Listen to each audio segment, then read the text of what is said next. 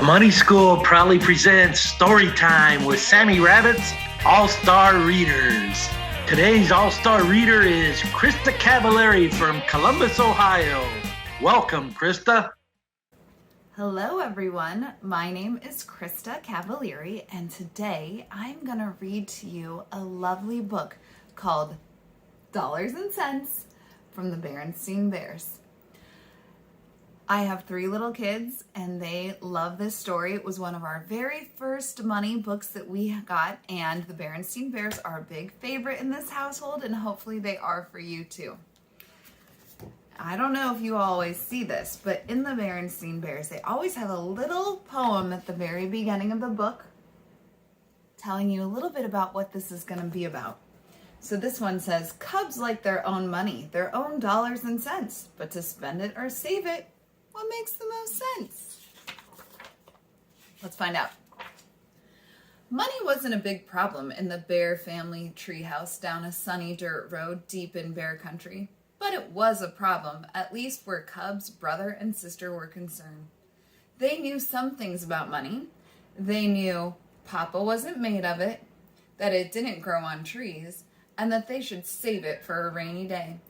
Papa told them these things many times. What they didn't know about money was how to manage it. So managing money is how you save it, how you spend it, and how you decide that you're going to do those things. The Cubs liked money. They liked it even before they knew they could buy things with it. They liked coins better than paper money because they could do things with coins. They could roll them. They liked to spin them. They liked to stack them.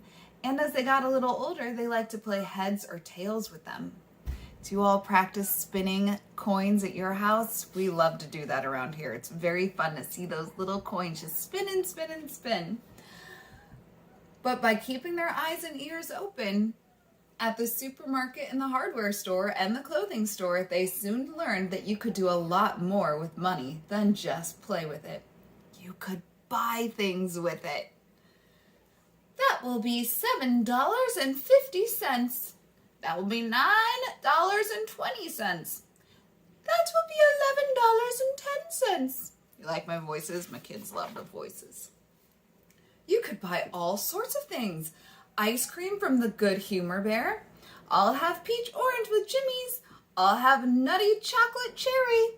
Chocolate. Rides on the bucking duck at the mall. Hi-oh, duck. Balloons from the bear at the bear park. All have red, all have blue. As time went on, the Cubs learned more about money. They learned the difference between the dollar sign, which was an S with 2 lines in it, and the cent sign, which was a C with 1 line through it. Papa, may I have $5? Baseball Bob is having a big baseball card sale. Papa, may I have $10? My Barbie doll is getting married and she needs a wedding dress. And while they were still fond of coins, they learned that you could buy a lot more with dollars. So dollars are the green bills that your parents have. They're shaped like a rectangle. Those are what the dollars are, and they have little numbers on them, and each number represents a different amount. So there's $1, $5, $10, $20, $50, and $100. Baseball cards, wedding dress, shouted Papa. You must think I'm made of money. You must think money grows on trees. Remember those from earlier? The Cubs backed away. All they wanted was some green money. All they got was Papa. Red in the face, you see him, he's so angry. Mama had been watching. She knew it was time to calm things down, and she had an idea how to do it. If you Cubs will excuse us, she said, there are some things I'd like to discuss with your Papa. You see them sneaking off. You ever do that when you've upset one of your parents? My kids do. My dear, said Mama, it's not going to do any good to shout at the Cubs. It's as much our fault as it is theirs that they don't understand about money. It's up to us to teach them how to manage money. But how? Asked Papa. That's my absolute favorite part of this book. You can learn about money no matter how young you are, and you can do it as a family. And you can teach your parents too sometimes about money. My kids teach me about things too. We talk about wants and needs, and we discuss how those are different. And sometimes they teach me that we can think we want something, but really we can think we need something, but really it's a want. And then we discuss those things. I suggest that we begin giving them a regular weekly allowance, she said. Said Papa, that's an interesting idea. Then perhaps they will learn to be more responsible with money. An allowance, said Sister. What's an allowance, asked Brother.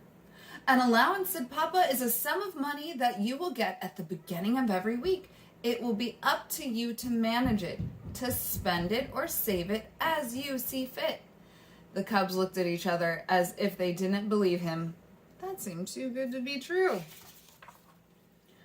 And here's your first week's allowance, said Papa. Brother and Sister looked at the small pile of money Papa had placed in front of each of them. They grabbed the money and were out the front door, down the front steps, and on the road to town faster than you can say. Weekly allowance. Said Papa. Double said Mama. Look at them running. Just running right to the store.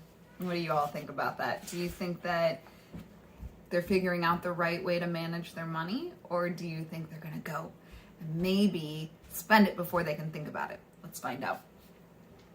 When the cubs returned, they each had a pile of candy bars, bubble gum, and trading cards.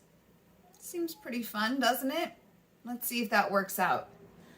They had spent their whole allowance on the first day of the week.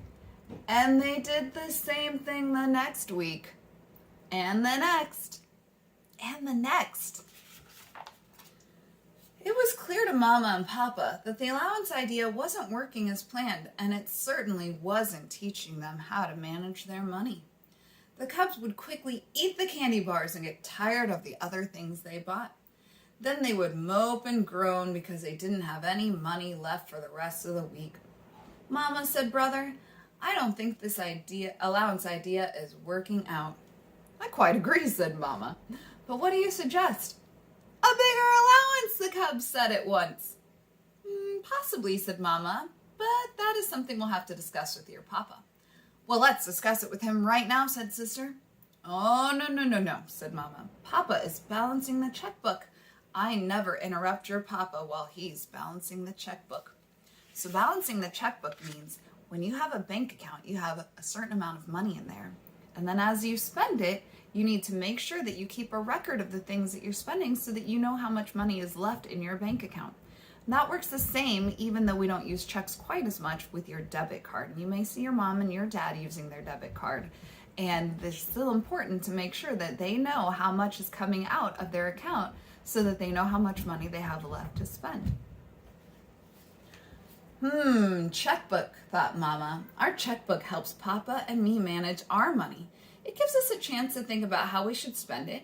It gives us a record of how much money we have spent and how much we have left. Mama went into the kitchen. She rummaged around in the cupboard drawer. It was filled with things she wasn't quite ready to throw away. Among the things were some extra checkbooks that were left over from when she changed banks. But how to explain the idea of checks and checkbooks to the cubs, she wondered. Mama told Papa what she had in mind. Then she explained the idea of checks to the cubs. Do you mean you're taking away our allowances? Asked Brother. Not at all, said Papa. As a matter of fact, we're increasing your allowances. But instead of giving them to you at the beginning of each week so that you can go out and spend them before they burn a hole in your pockets, we're going to hold them for you. Then when you want a little pocket money or want to buy something, you write out a check. So Mama and Papa Bear are acting like a piggy bank, and they're going to hold the money for Brother and Sister Bear. And when Brother and Sister Bear really decide that they want something, they'll go to Mama and Papa and they're going to write a check. Kind of like if you have all your money in your piggy bank that you might be saving up for something, and then you go to your piggy bank and you pull out just the money you need. That way you save the money and you don't spend it all right away. Here, I'll show you how it's done. First, you make it out to cash like so. Then you put how much it's for. In words as well as numbers, so there can't be any mistake. Then you write what it's for on this line and sign on the bottom and on the back. Then you give it to Mama, and she gives you the money and keeps a record. It's that simple. Brother got the idea right away and gave Mama the check for $3, and she gave him the cash. He changed his mind about spending $5, which was half of his allowance, on baseball cards and bought a baseball book instead. Sister changed her mind too. She decided to save her first week's allowance and buy the Barbie wedding dress with her next week's allowance, so she would still have $10 left. So they're learning to manage their money. Now that's what I call money managing, said Mama to Papa. The great thing about this book is that you can figure out how to manage your money. And you can figure out that when you do it, you will get the things that you want, that you really wanted to save up for, rather than having that instant happiness of buying bubble gums and baseball cards and candy bars. This way, if you save it, you can buy the bigger thing that you really, really want. And that way you'll be more mindful and thoughtful about your money. The other amazing thing is that young people such as you are able to learn all about money no matter how old you are. And you can do it as a family. And if you get more accustomed to doing it as a family and talking about it with your family, then you'll be totally ready when you're an adult. I hope you enjoyed the book and keep on reading.